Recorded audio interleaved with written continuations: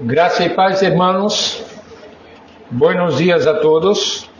Les invito a que abran sus Biblias en el libro de Eclesiastés, capítulo 1.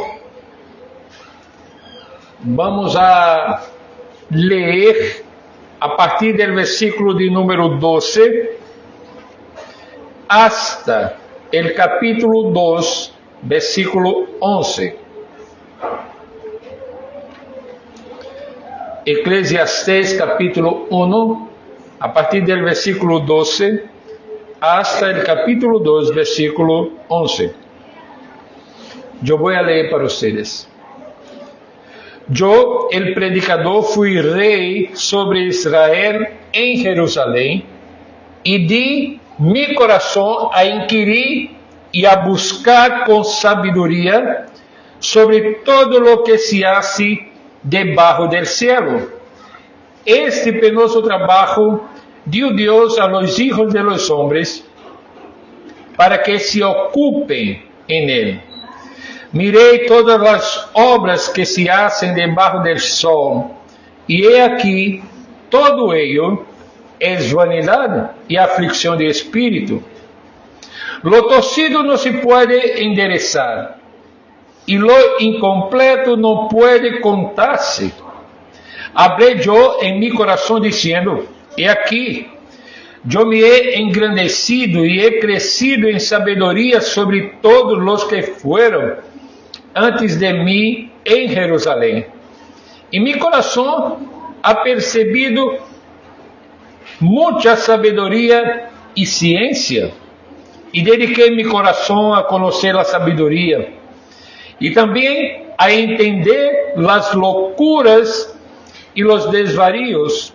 Conocí que aún eso era aflicción de espíritu, porque en la mucha sabiduría hay mucha molestia, y quien añade ciencia, añade dolor. Dijo yo en mi corazón: ven ahora, te probaré con alegría y gozarás de bienes. Mas he aquí que isso também era vanidade. Larissa, dije, enlouqueces, e al placer, de que sirve isto? Propuse em mi coração agasallar mi carne com vino, e que anduviese mi coração em sabedoria, com retención de la necedad, a saber cuál fuese el bien de los hijos de los hombres, en el cual se ocuparon debajo del cielo todos los días de su vida. Engrandecí mis obras, edifiqué para mí casas, plantei para mí viñas, me hice huertos y jardines, y plantei en ellos árboles de todo fruto. Me hice estanques de aguas para regar de ellos el bosque donde crecían los árboles. Comprei siervos y siervas. Tuve siervos nacidos en casa. También tive posesión grande de vacas y de ovejas, más que todos los que fueron antes de mí en Jerusalén. Me amontonei também plata e ouro, e tesouros preciados de reis e de províncias. Me hice de cantores y cantoras, de los deleites de los hijos de los hombres, e de toda clase de instrumentos de música. E fui engrandecido e aumentado, más que todos los que fueron antes de mí en Jerusalén. A más de isso, conservé conmigo mi sabiduría. No negué a mis ojos ninguna cosa que desearon, ni apartei mi corazón de placer alguno, porque mi corazón gozó de todo mi trabajo. Y esta fue mi parte de toda mi faena. Miré yo luego todas las obras que habían hecho mis manos y el trabajo que tomé para hacerlas. Y he aquí, todo era vanidade e aflição de espírito e sem provecho debaixo do sol. Hasta aqui. Vamos orar uma vez mais. Padre, nos acercamos ao Senhor e nesse momento, reconhecendo nossas limitações para compreender as Escrituras Sagradas. E pedimos que através de tu Santo Espírito, o Senhor mesmo, nos capacite para compreendê-la. Te pedimos também, ó Deus, que através de tu Santo Espírito, o Senhor transforme nossa vida e nosso coração. Assim nós oramos em nome de Jesus. Amém. Irmãos, vivimos em uma cultura obsessionada com os resultados e desde temprana idade se nos ensina que uma vida valiosa é uma vida produtiva, visível e reconhecida. O linguagem cotidiano revela esta mentalidade. Hablamos de sair adiante, de lograr metas, de não perder tempo, de aproveitar a vida. E nesse marco cultural em que vivimos, o descanso suele ver-se como debilidade, o silêncio como perda de tempo e a reflexão profunda como um luxo innecessário. A vida, nesse contexto, se convierte em uma carreira constante, em la que o valor personal se mide por el desempenho, el progresso e el éxito. Sin embargo, incluso em meio de essa carreira, surgem perguntas que não podem ser acalladas. Para que tudo isto? Que queda quando se alcança aquello por lo que se ha trabajado durante anos? ¿Puede el éxito sostener el peso del significado de la vida? Essas perguntas não são teóricas, aparecem em momentos muito concretos.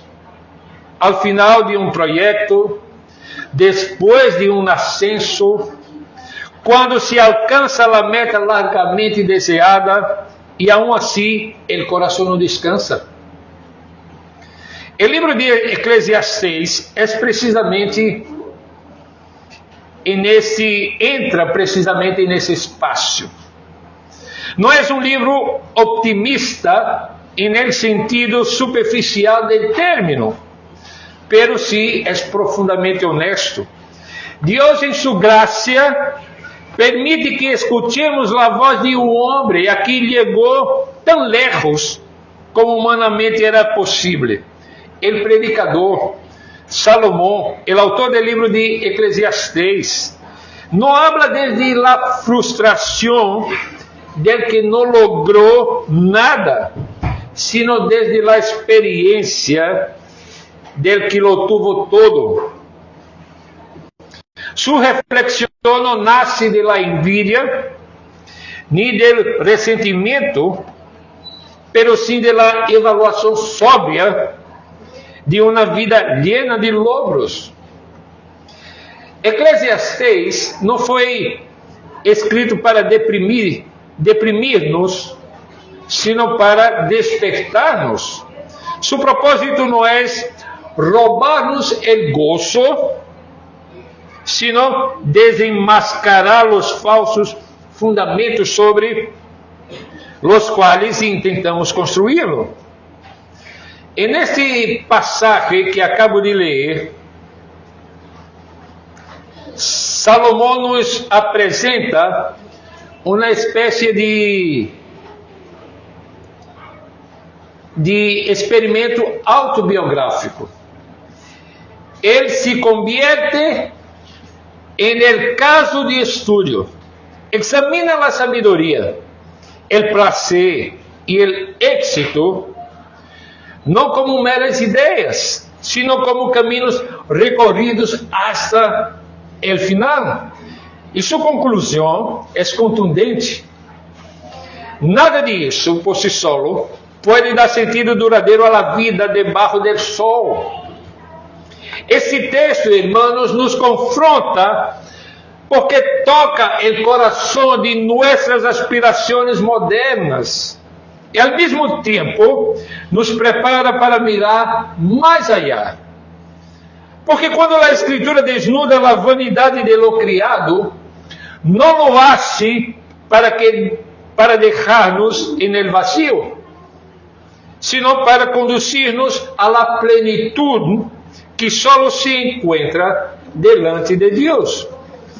Com essa pergunta, ou com esse marco ardiendo no coração humano, o livro de Eclesiastes não nos oferece uma teoria abstracta, nos oferece sim um testemunho honesto de alguém que decidiu buscar a resposta hasta as últimas consequências. Escuchemos então como começa essa búsqueda quando Salomão entrega seu coração ao conhecimento e à sabedoria. Veamos os versos 12 a 18 outra vez. Aqui vamos a ver o limite doloroso da sabedoria humana. Salomão inicia sua reflexão afirmando sua identidade. Ele disse: eu, el predicador, fui rei sobre Israel em Jerusalém. E essa declaração estabelece o marco de todo o que vem depois. Nós estamos escutando a um pensador marginal, sino alguém com autoridade, com recursos, com oportunidades excepcionais. Sua posição lhe permitiu dedicar tempo, energia e atenção a uma tarefa que poucos podiam realizar: examinar a vida com profundidade. Ele disse que entregou seu coração a investigar e a inquirir com sabedoria sobre todo o que se hace debaixo do cielo. E a expressão entregar o coração, e nesse texto, indica compromisso total. Não se trata de uma curiosidade momentânea, passageira, sino de uma búsqueda intensa e existencial. O predicador não observa a vida desde afuera, ou desde fora, se involucra plenamente em la análise. Sin embargo, a primeira conclusão que oferece é desconcertante. Salomão chega à conclusão e diz que essa búsqueda é uma tarefa penosa que Deus ha dado a los hijos de los hombres. Aqui encontramos, irmãos, uma afirmação teologicamente profunda. A dificuldade não está simplesmente em la limitação humana, sino en el diseño divino. Deus ha estabelecido que a vida, observada unicamente desde uma perspectiva terrenal, não pode ser plenamente compreendida nem controlada por nós, seres limitados, marcados por el pecado. O predicador observa a realidade e declara que tudo é vanidade e aflição de espírito. A imagem que Salomão utiliza sugiere algo que se escapa entre os dedos, como vapor ou humo. Não é que a vida seja inexistente, sino que é inascível. Intentar capturar seu sentido último por meio da razão humana é como tratar de atrapar o vento. É disso que se trata. Esse é o ponto. Aqui no versículo 12 hasta 18 do capítulo 1 de Eclesiastes. O predicador chega à afirmação que resulta especialmente incômoda para nossa época. En la mucha sabedoria hay mucha molestia. Hermanos, põe sua atenção aqui. Vivimos em uma era que idolatra o conhecimento. Creemos que com suficiente informação, análise e reflexão, podemos resolver os dilemas fundamentais da existência. Pero Salomão nos mostra que a sabedoria humana, quando se convierte em um fim em si mesma, produz angústia. Quanto mais entende o ser humano a complexidade do mundo, mais consciente se vuelve de sua incapacidade para controlá-lo. Esse diagnóstico é profundamente pastoral. Muitas pessoas hoje vivem agotadas, não porque sepam pouco, sino porque sabem demasiado sem ter um marco transcendente que ordene esse conhecimento. A sabedoria humana sem Deus informa a la mente, pero não consuela o coração. Amplia a consciência, pero não oferece descanso. Aqui já se insinua uma necessidade maior. Se a sabedoria humana é insuficiente, necessitamos uma sabedoria que venga de afuera de nós outros. A Escritura revela que essa sabedoria não é uma ideia abstracta, sino uma pessoa.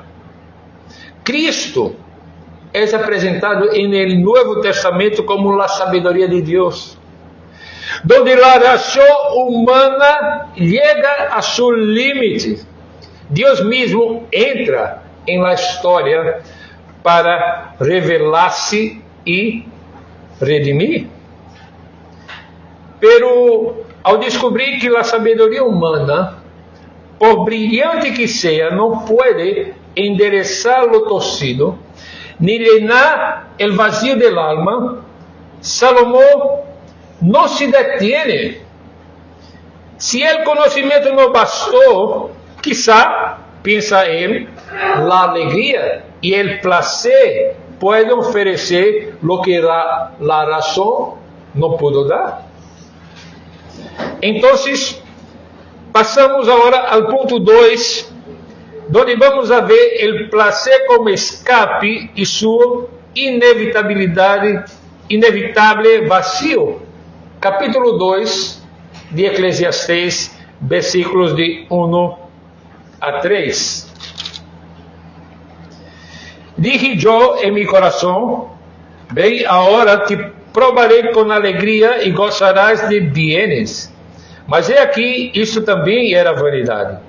Larissa, dije, enlouqueces, e al placer, de que sirve isto? Propuse em mi coração agasajar mi carne com vino, e que anduviese mi coração em sabedoria, com retenção de la necessidade, a saber qual fuese el bien de los hijos de los hombres, en el cual se ocuparon debajo del cielo todos los días de su vida.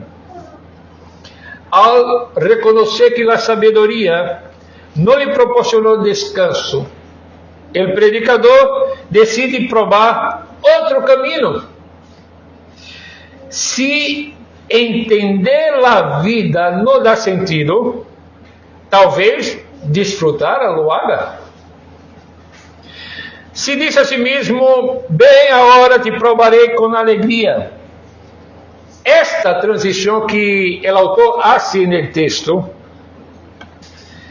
é reveladora. O ser humano cuando se frustra intelectualmente, suele buscar alivio emocional. El predicador se entrega a la risa, al placer y al vino, no necesariamente a excesos escandalosos, sino aquello que promete alivio y satisfacción. Él mismo aclara que su corazón seguía guiándose con sabiduría, lo que indica que no perdió el control ni cayó en desorden total. Aún así, su evaluación final es clara. ¿Y cuál es? Una vez más, todo eso es vanidad. El placer tiene una capacidad limitada. Puede aliviar momentáneamente, pero no puede sostener el peso del significado de la vida. La risa termina, la experiencia agradable, ¿qué pasa? Desvanece. Y cuando pasa, deja al corazón exactamente donde estaba, o incluso más vacío que antes. Esta realidade confronta diretamente a nossa cultura contemporânea, que vive em uma búsqueda constante de estímulos. O entretenimento se ha convertido em uma forma de anestesia espiritual. Se evita o silêncio porque o silêncio confronta. Se huye de la quietud porque en ella surgen perguntas profundas.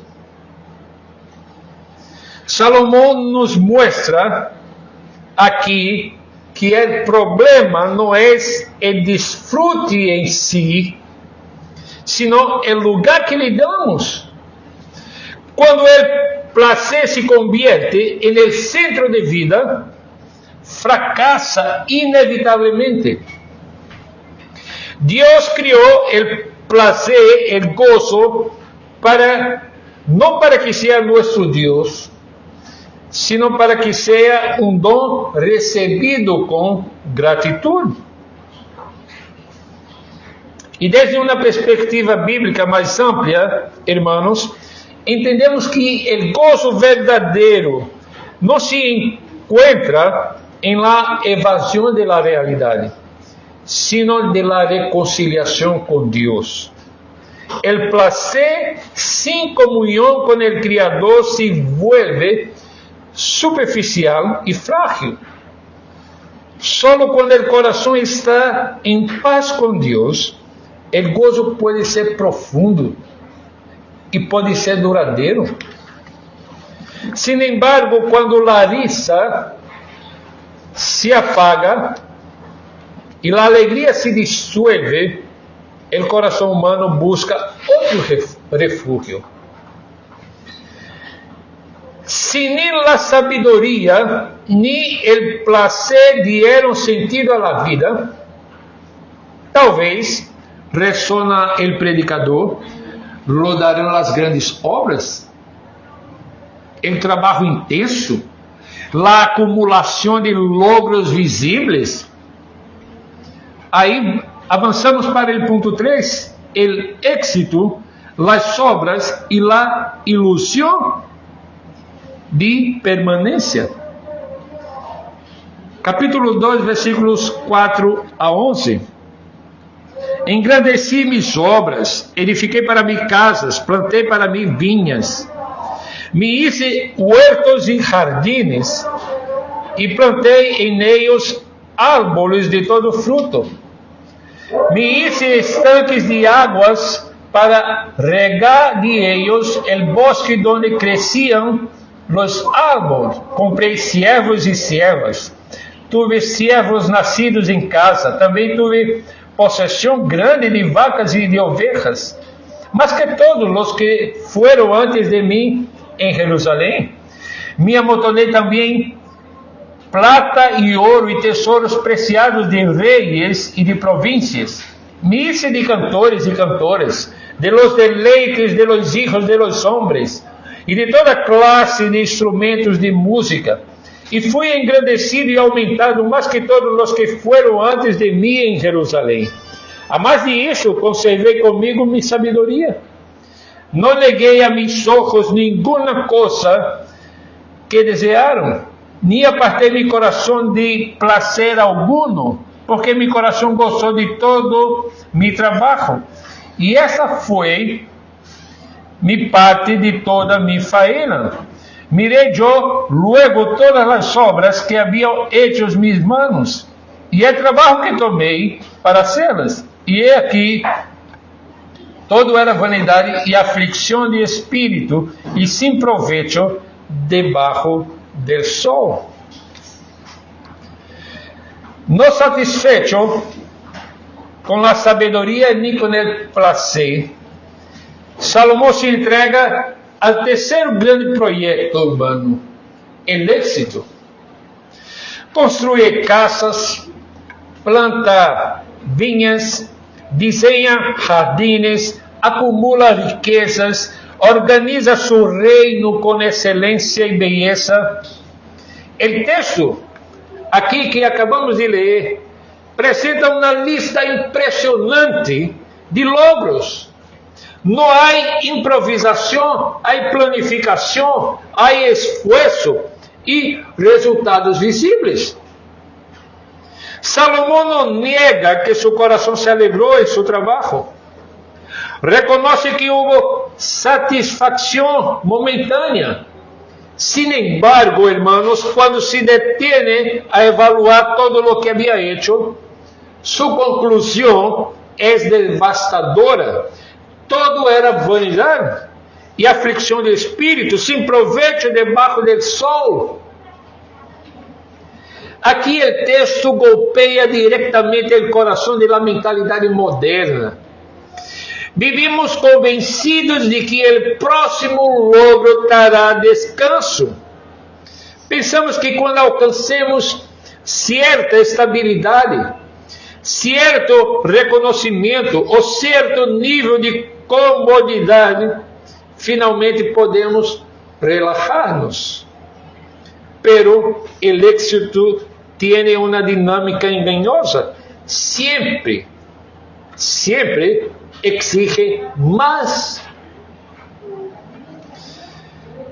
El predicador descubre que las obras humanas, por más grandes que sean, no pueden otorgar el sentido último de la vida. El problema no es trabajar, tampoco es producir, sino esperar de essas obras lo que solo Deus pode dar. Esse é o problema. Quando o trabalho se convierte em identidade e quando o êxito em fonte de valor personal, a alma se desgasta, se agota. Jesus aborda esta mesma realidade em suas enseñanças. Adverte contra acumular tesouros em la tierra e apresenta a parábola do rico insensato, homem exitoso que planifica seu futuro sem considerar a Deus. O problema não é sua produtividade, o problema é sua autossuficiência. Salomão, ao final de seu experimento, nos deixa uma verdade pastoral crucial. O éxito sem Deus não é plenitude, é ilusão. Pode impressionar a outros, pero não pode sostener el alma. Agora miren, hermanos, depois de haver recorrido esses três caminhos, a sabedoria, o placer e as obras, o éxito, Salomão se detém, mira hacia atrás e evalua toda sua búsqueda. E sua conclusão não é só personal. é profundamente teológica, porque expõe o limite de toda a vida vivida unicamente debaixo do sol. E aqui chegamos à conclusão desse sermão. E ao chegar ao final desse passagem, conviene recordar brevemente o caminho recorrido no texto. O predicador nos ha hablado como rei, como sábio e como um homem que tuvo acesso a todo lo que este mundo pode oferecer. Probou seriamente as promessas de la sabedoria, del placer, del trabalho e de la grandeza, e lo hizo com honestidade. Su veredicto é claro e reiterado. Quando todas essas coisas se conviertem en el fundamento de la vida, el resultado é vanidade e aflicção de espírito. Esse experimento autobiográfico não nos foi dado simplesmente para informar-nos sobre Salomão.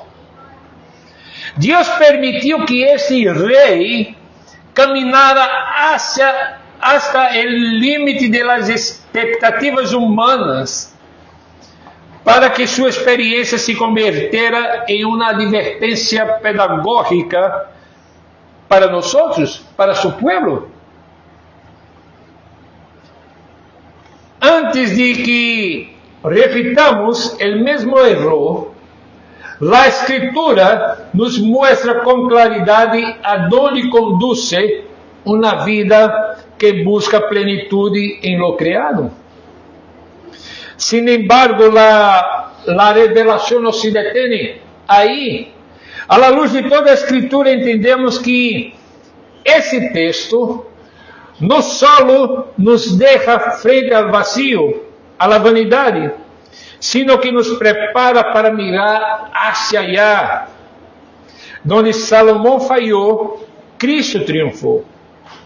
Ele não buscou sentido debaixo do sol, sino que viveu plenamente delante do Padre.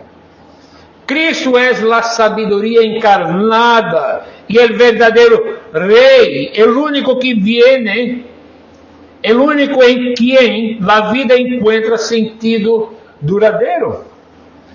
Por isso esse texto agora se vuelve hacia nosotros com uma pergunta pastoral ineludível: ¿dónde estamos buscando sentido, descanso e seguridade? Talvez não em palácios nem grandes obras, pero sí en el trabajo, en el reconocimiento, en la estabilidade ou incluso en el ministerio.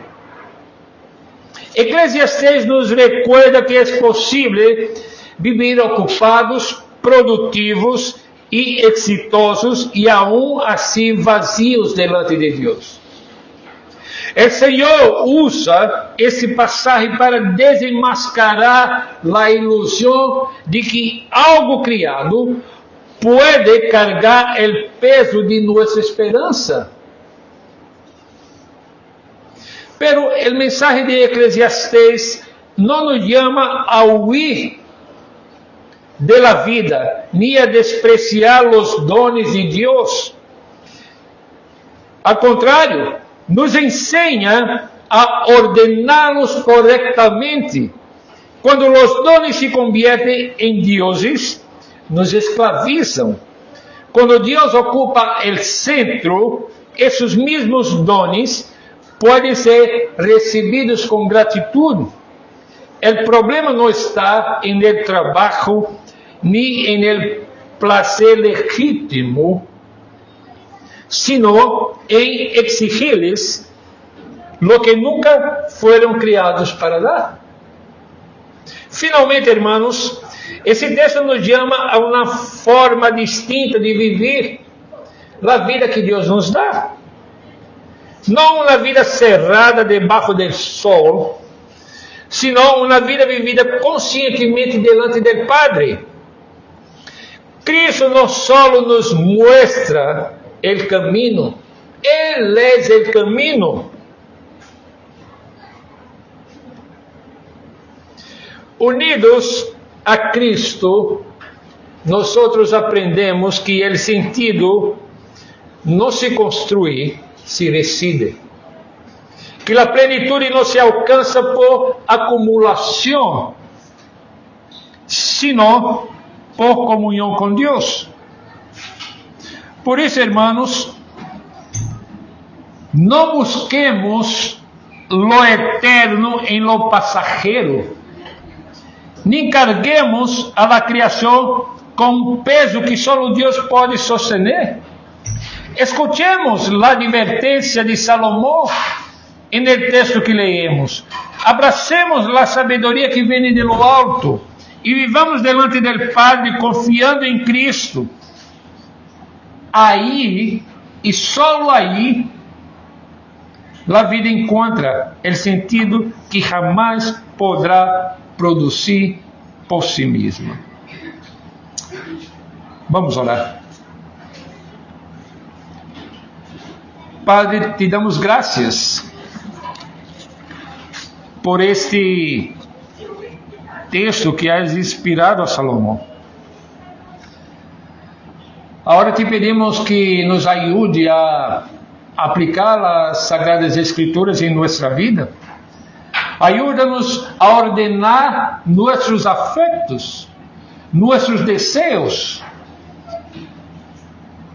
Que não pongamos as coisas terrenales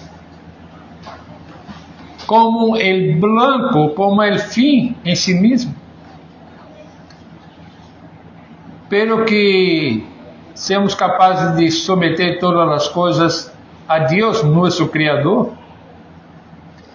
e reconhecer que só em Cristo, de hecho, el pecador encuentra el sentido de la vida.